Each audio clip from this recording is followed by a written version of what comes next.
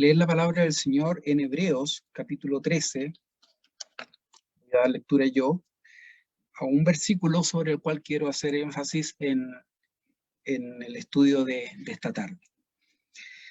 Dice, capítulo 13, versículo 13, salgamos pues a él fuera del real, llevando su vituperio. Salgamos pues a él fuera del real, llevando su vituperio. Oremos. Amado Dios, te damos gracias porque nos tienes reunidos para estudiar tu palabra. Te pido, Señor, que tú dirijas mis palabras, mis pensamientos y los pensamientos de cada uno de los que escuchan para poder entenderla, Señor, y poder comprender de mejor forma tu voluntad en la vida de tu pueblo. Guíanos, Señor, en este culto, en todo lo que hagamos. Te lo pedimos por Jesús nuestro Salvador. Amén. Israel, el pueblo de Israel y su organización en el desierto era muy particular porque obedeció a una forma en que Dios quiso organizar a su pueblo de una manera espiritual y no tan solo como una estructura de sociedad terrenal. Y es así que instaló, cuando ya se terminó de construir el tabernáculo, en el centro de todo el emplazamiento de la comunidad, del pueblo de Dios, que estaba organizado a través de carpas, lo instaló el tabernáculo al centro, que es como el templo de Dios, o el lugar de la presencia de Dios en medio de su pueblo, para enseñar de esa forma de que Él estaba al centro en las vidas de su pueblo, que Dios era lo más importante, que el culto a Dios era también lo más relevante en la vida de su pueblo. Y bueno, todas las carpas, porque eran tiendas, carpas, en el sentido que las conocemos, iban rodeando este campamento central, que era el tabernáculo, ¿ya? Y de alguna forma se armaba como un cuadrado o un rectángulo. No era tan relevante eso, pero más bien era una distancia más o menos equidistante hacia el centro. Y luego, obviamente, las últimas carpas quedaban en los bordes de los cuatro direcciones, ¿verdad? Norte, sur, este y oeste. Y de ahí, no más allá, digamos, desierto, piedras, rocas, y bueno, como era el territorio, y lo sigue siendo, ¿verdad? El territorio del desierto en esa zona, bastante triste, si se puede decir, desolado, sin condiciones muy, muy óptimas para la vida. Y bueno, y esto, ¿por qué lo quiero decir? Es porque la expresión fuera del real tiene que ver con esto. El real era el campamento, y fuera del real era más allá de esas últimas carpas en los cuatro costados. Y la invitación acá es decir, dice, salgamos pues a él fuera del real, llevando su vituperio. Eso lo vamos a explicar un poco más adelante, la expresión llevando su vituperio. Hace 3.500 años, Israel ya se familiarizaba con algunos términos y algunos conceptos que hemos estado escuchando, sobre todo este último año, de manera muy reiterada. Incluso los niños deben estar muy al tanto de lo que voy a hablar.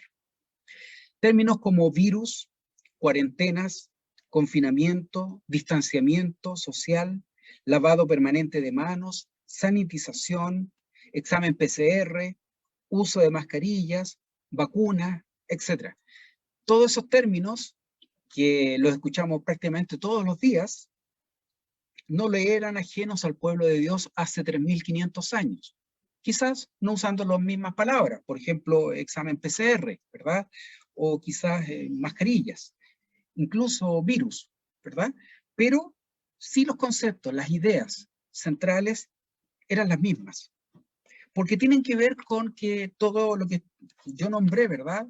Es resultado de una enfermedad que afecta, en este caso, a nuestros días, a toda la humanidad, y por algo se llama pandemia, pero en aquella época habían enfermedades que eran virus, igual que ahora, pero que afectaban a una población quizás más pequeña, pero que también debían tenerse todos estos cuidados que ya mencioné. Entonces, vamos a aclarar algunos conceptos como el de plaga y el de peste. Plaga, según el diccionario de la Real Academia, lo define como calamidad grande que aflige a un pueblo, daño grave, enfermedad, infortunio, pesar, contratiempo, abundancia de algo nocivo o dañino. O finalmente dice un ser vivo que ataca a otro causándole grave daño. Eso de ser vivo ya es más complejo porque en el caso de virus no está muy claro entre los científicos ponerse de acuerdo si el virus es un ser vivo o no. Hay distintas posiciones, aunque más por la de que no lo es. Pero más allá de eso, que no es nuestro tema, lo importante es todo lo anterior que dije: calamidad, infortunio, pesar, contratiempo, daño grave. Eso es una plaga. Y una peste, la Real Academia, el diccionario lo define como enfermedad contagiosa o no, que causa gran mortandad, y algo muy característico de la peste es el mal olor. Dice mal olor y que ocasione grave daño. Y quizás en nuestros días esta enfermedad que nos acompaña ahora tiene estos dos componentes de plaga y de peste. Cuando hablamos de plaga, bíblicamente nos vamos a los tiempos de Moisés en Egipto, ¿verdad? Las 10 plagas de Egipto. Y eso es todo lo que define el diccionario, que ya lo nombré. Y cuando hablamos de peste, quizás nuestra mente va hacia lo que es la lepra. Y si combinamos ambos elementos, tenemos una tragedia sumando una cosa y otra. Hay detrás muerte, hay tragedia, hay infortunio, hay un pesar, hay una calamidad. Y bueno, eso es lo que ocurría con estas enfermedades en aquella época y lo que estamos viendo en nuestros días también. Lo que tengo acá, que lo conocemos muy bien, sobre todo quizás los niños, porque les gusta seguramente algunas con diseños de colores de sus superhéroes, en fin, pareciera que tiene algo así como si fuera un jockey, ¿verdad? Una posibilidad de un estilo. Bueno, estas mascarillas, en la época del Antiguo Testamento, también se habla de ellas. En Levítico, capítulo 13, se nos habla de una enfermedad terrible, que era la lepra. Y esta enfermedad infecciosa que afectaba sobre todo la piel, los ojos, deformaba el rostro muchas veces, y era de un aspecto muy, muy desagradable. Incluso tenía ese componente del mal olor, porque si la piel se destruía, generaba eso, una descomposición y por lo mismo un mal olor. Esa enfermedad se describe en la Biblia, que obligaba a lo siguiente. Entonces el sacerdote dice, mas cuando en la calva o en la antecalva hubiere llaga blanca, rojiza, lepra es, que brota en su calva o en su antecalva. Entonces el sacerdote lo mirará, y si pareciere la hinchazón de la llaga blanca, rojiza en su calva o en su antecalva, como el parecer de la lepra de la tez de la carne, leproso es inmundo. El sacerdote lo dará luego por inmundo, en su cabeza tiene su llaga. Y el leproso, en quien hubiere llaga, sus vestidos serán deshechos, y su cabeza descubierta, y embozado pregonará inmundo, inmundo. Y embozado pregonará inmundo, inmundo. Embozado, esto. Tenían que cubrir su boca, su barba, con un paño, y de esa manera, para no compartir esa infección con los demás, tenían que gritar su condición, diciendo a viva voz que eran inmundos.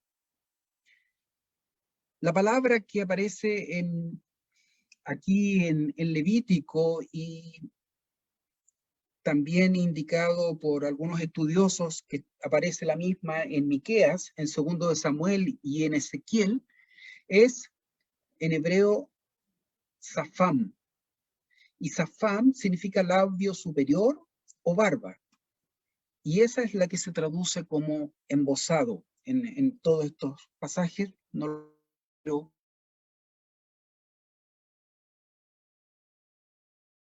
hay harta evidencia de que, por lo tanto, se usaba este pañuelo que envolvía el rostro como una suerte de mascarilla actual, para poder cubrirse y proteger así de no extender el virus o esta enfermedad en el resto del pueblo. Siguiente concepto: frecuente lavado de manos. En Éxodo, capítulo 30, también aparece esta expresión en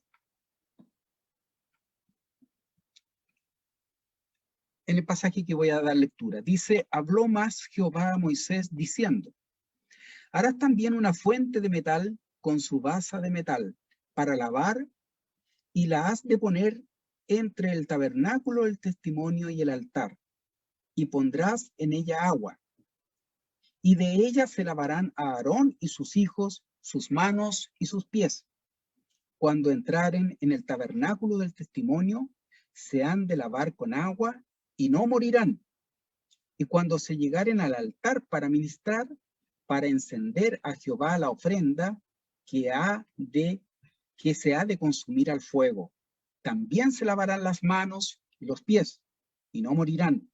Y lo tendrán por estatuto perpetuo él y su simiente por sus generaciones. Este era un ritual asociado al servicio en el tabernáculo, pero era algo que tenía dos connotaciones. Uno era lo ceremonial, lo ritual, si se quiere, y sin duda lo espiritual que trasciende en ello. Pero también había un alcance de higiene, porque ellos debían manipular utensilios que después servían para alimentarse, etc. Entonces, de esa forma, Dios previno que las enfermedades se extendieran, y le enseñó al pueblo a frecuentemente lavar sus manos. Tanto así que Israel desarrolló una cultura de higiene superior a la de los pueblos vecinos de aquella época. Y ya en la época de Cristo, la práctica obligada de lavarse las manos antes de comer era una costumbre normal para Israel, no así quizás para otros pueblos, como sabemos, pero Israel lo tenía muy internalizado. Y voy a dar lectura a un pasaje bien especial que da cuenta de esto. Dice, y el fariseo, como lo vio a Jesús, voy a leer un poquito antes, dice, y luego que hubo hablado, rogóle un fariseo que comiese con él, y entrando Jesús, se sentó a la mesa. Y el fariseo, como lo vio, maravillóse de que no se lavó antes de comer, el Señor Jesús. Y el Señor le dijo, ahora vosotros, los fariseos, lo de afuera del vaso y del plato limpiáis, mas lo interior de vosotros está lleno de rapiña y de maldad. El Señor, a propósito, no se lavó las manos. No porque él fuese una persona sucia, ¿verdad? Descuidada, no. Al contrario, seguramente siempre lo hacía. Pero por tratarse de querer enseñarle a los fariseos que ellos cuidaban mucho las apariencias, pero no lo más importante, que era lo interior, a propósito, el Señor, sabiendo que eso iba a generar una reacción fuerte, ¿verdad? Dada la cultura y la costumbre de la época, no se lavó las manos. Eso da cuenta de cuán importante era y cuán ya habitual era en el pueblo de Dios este hecho de el lavado frecuente de manos. Evitaba de esta forma también las infecciones y había un cuidado como, bueno, sabemos que tenemos que extremar cuando hay enfermedades como la que ya sabemos. Cuarentenas. Cuarentenas. ¿Qué son las cuarentenas? Se define como medidas de contención para evitar la propagación de la enfermedad. Y el origen de las cuarentenas, el origen como oficial, se remota al siglo XIV, en la época de Martín Lutero, para que podamos tener una referencia de la época.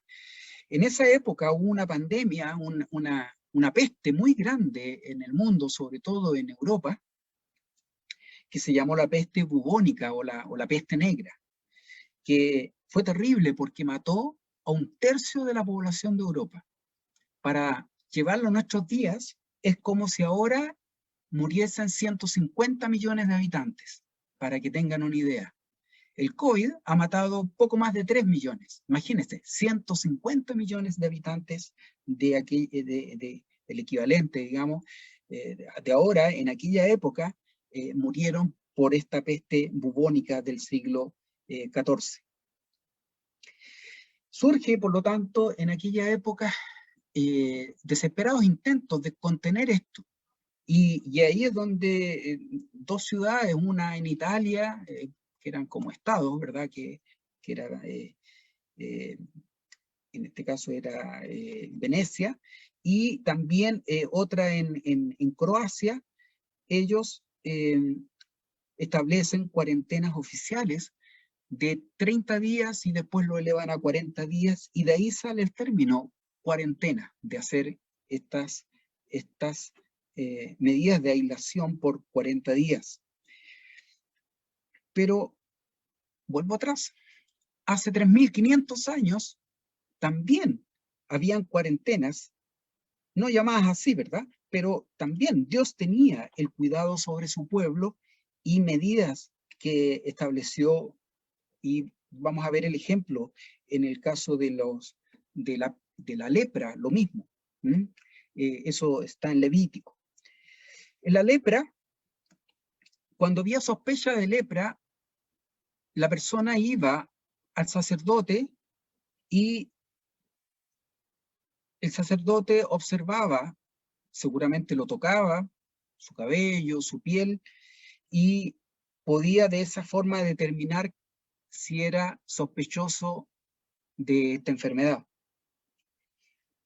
Como el diagnóstico no lo daba inmediatamente, le daba 7 días de observación. y se iba para la casa, por decirlo de alguna forma, bajo medidas de alerta, de cuidado. Y eso para mí es como una especie de PCR, ¿verdad? Cuando uno se lo toma y va a alguien que le hace un examen y, bueno, científicamente se determina después de unos días, antes se acuerda que eran como 5 días, 4 días, bueno, en este caso 7 días. Y a los 7 días volvía donde el sacerdote, la persona afectada, y el sacerdote ya tenía como un diagnóstico en razón de cómo iba avanzando la enfermedad. Incluso si es que acaso esta enfermedad afectaba sus ropas, sus vestimentas, en fin, o donde dormía, y de esa forma determinaba si era motivo de seguir observándolo. Y si era así, lo mandaba por otros 7 días. Estamos completando 14 días, parecido a lo que en nuestros días, ¿verdad?, se hace con el COVID. 14 días de observación. Y bueno, si a los 14 días había un avance de la enfermedad, ya se confirmaba que era lepra. Y si es así, era sacado fuera del campamento, como leímos al principio, fuera del real, y tenía que permanecer ahí, bueno, esperanzado de que se recuperara, y si no, bueno, moría esta gente fuera del real. Cuando la enfermedad pasaba en algunos casos y volvía, la persona estaba en condiciones de poder regresar. No regresaba inmediatamente a su campamento, a su carpa, con su familia. El protocolo, por usar ese término, era que tenía que guardar otros 7 días dentro del campamento, pero fuera de su hogar. Es como cuando regresan del aeropuerto y los mandan a una pensión, digamos, para poder esperar ya estar asegurados de que no tiene la enfermedad. Algo parecido, como una residencia sanitaria, digámoslo en esos términos también. Y de esa forma, después él podía volver a su hogar. Qué curioso, miren, muy, muy parecido a lo que vemos en el día de hoy. Sanitización y desinfección. Otra forma, una forma activa de atacar y destruir los virus y pestes es mediante la desinfección y la sanitización. Son dos conceptos muy parecidos y se usan indistintamente. Y aquí tenemos el alcohol gel, el cloro, el amonio cuaternario, el ozono, la luz ultravioleta, las nanopartículas de cobre, etcétera, etcétera. Bueno, una universidad estudió en Francia ahora que con 92 grados de temperatura podía inactivar el coronavirus y de esa forma evitar que el contagio continúe. El fuego, por lo tanto, se concluye que también mata el virus. Y vamos a la Biblia. En Levítico, capítulo 13, versículos 50 a 52, dice lo siguiente. Y el sacerdote mirará la plaga y encerrará la cosa plagada por 7 días. Y al 7º día mirará la plaga, y si hubiere cundido la plaga en el vestido, o estambre, o en la trama, o en la piel, o en cualquiera obra que se hace de pieles, lepra roedora es la plaga, inmunda será. Será quemado el vestido, y estambre o trama, de lana o de lino, o cualquiera obra de pieles en que hubiere tal plaga, porque lepra roedora es el fuego, al fuego será quemada. Por lo tanto, esta acción de sanitizar, de purificar mediante el fuego, Dios lo usó con su pueblo en esta medida respecto de la lepra. En Malaquías, capítulo 3, vamos a leer también Malaquías capítulo 3, versículos 1 al 3, dice: He aquí, yo envío mi mensajero, el cual preparará el camino delante de mí, y luego vendrá a su templo del Señor, el Señor, a quien vosotros buscáis, y el ángel del pacto a quien deseáis vosotros. He aquí viene, ha dicho Jehová de los ejércitos. ¿Y quién podrá sufrir el tiempo de su venida? ¿Y quién podrá estar cuando él se mostrará? Porque él es como fuego purificador y como jabón de lavadores. El Señor es como fuego consumidor, dice acá, ¿ah? Como fuego purificador y como jabón de lavadores. Hay una acción de la obra de Dios en la vida de su pueblo similar, ¿verdad?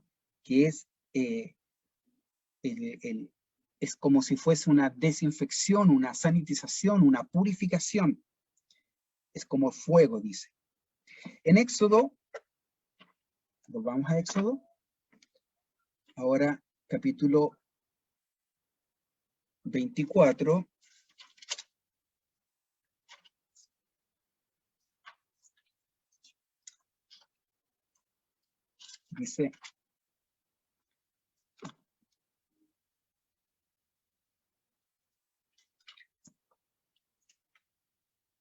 dice, entonces Moisés subió al monte y una nube cubrió el monte y la gloria de Jehová reposó sobre el monte Sinaí y la nube lo cubrió por 6 días. Y al 7º día llamó a Moisés de en medio de la nube. Y el parecer de la gloria de Jehová era como un fuego abrasador en la cumbre del monte a los ojos de los hijos de Israel.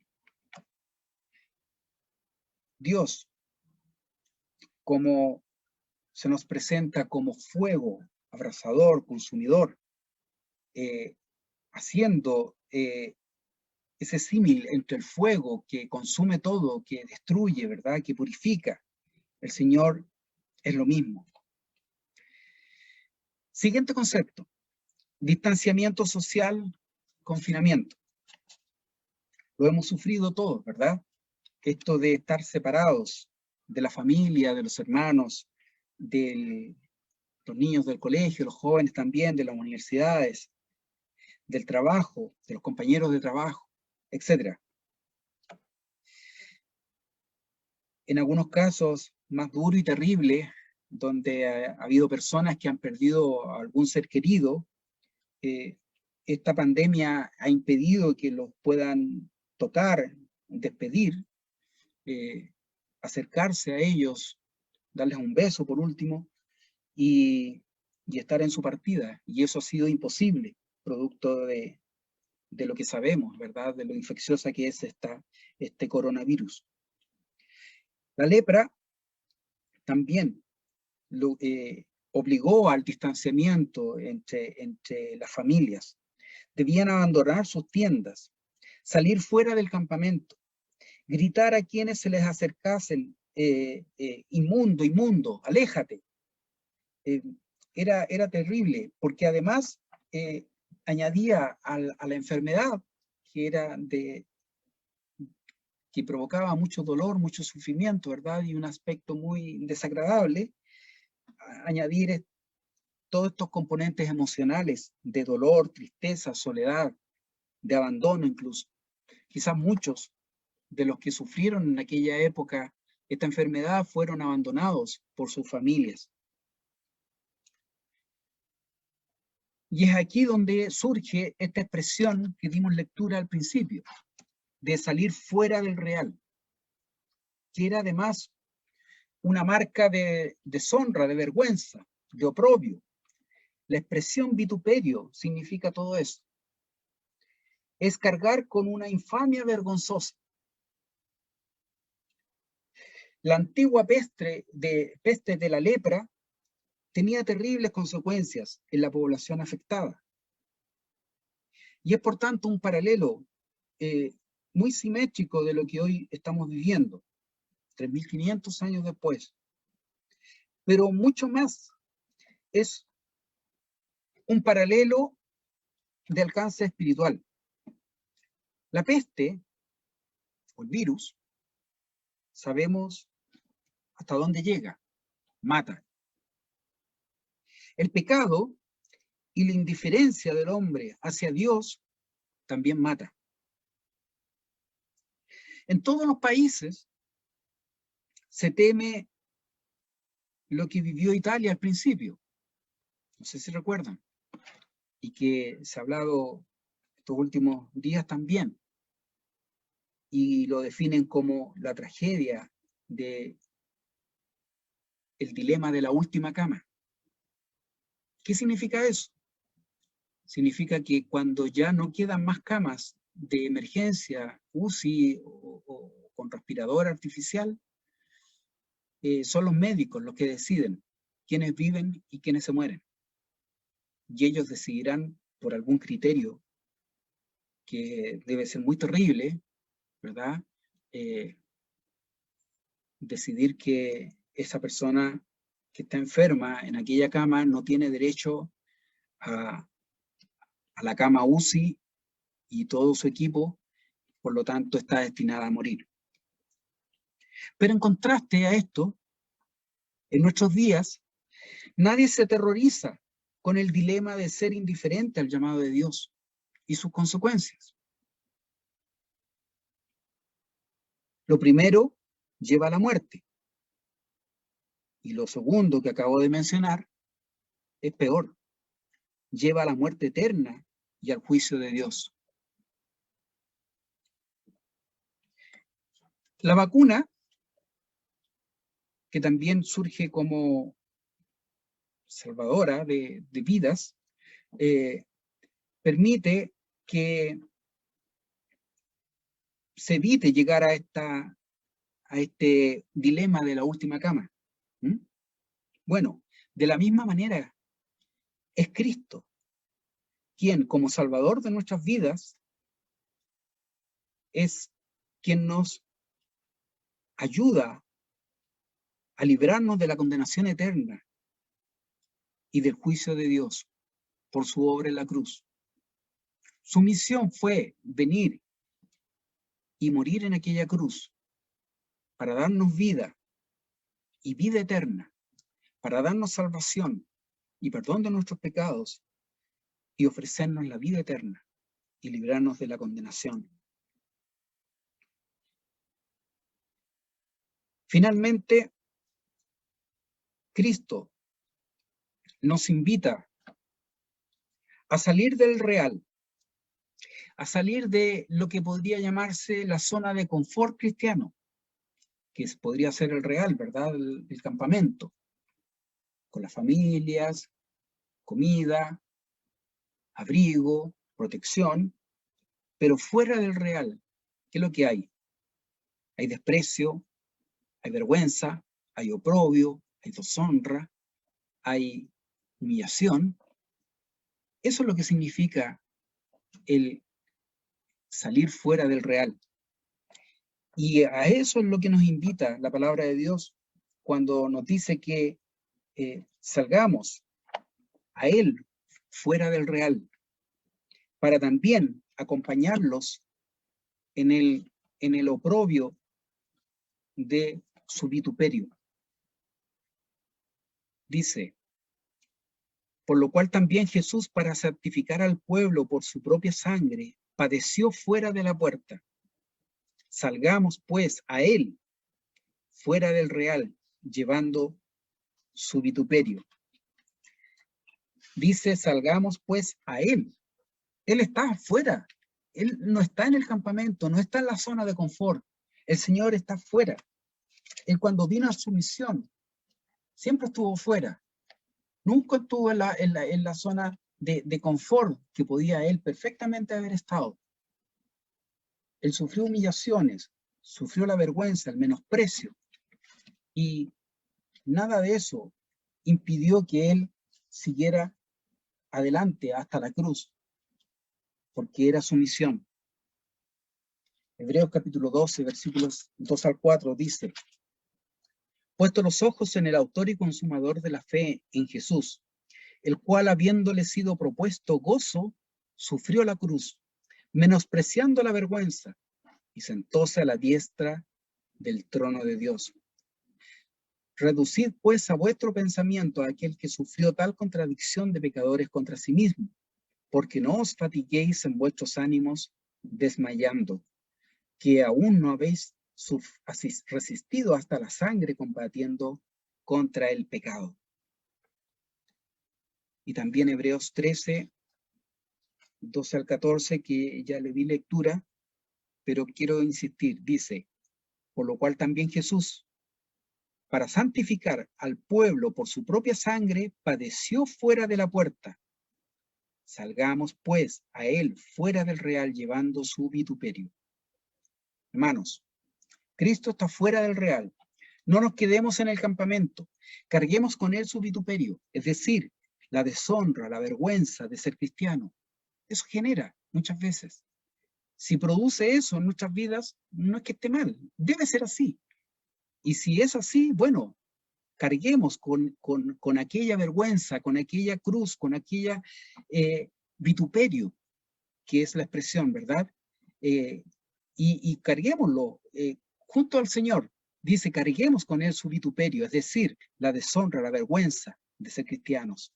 ¿Y la razón? Porque nuestro apego no debe ser a este mundo, sino al que Cristo nos está preparando.